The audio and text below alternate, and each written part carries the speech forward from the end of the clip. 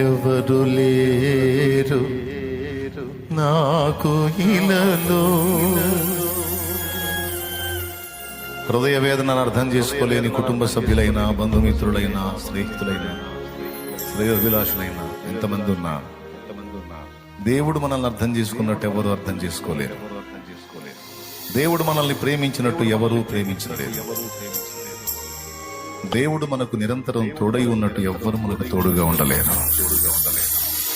దేవుడు మనకు నిరంతరం చూపినట్టు కృప ఎవరు మన మీద కృప చూపలేరు. అందుకే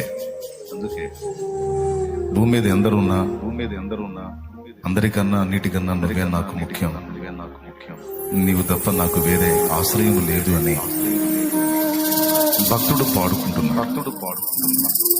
ఎవరు లేరు నాకు ఇలలో, ఆదరణ నీవేగా, ఆనందం నీవేగా.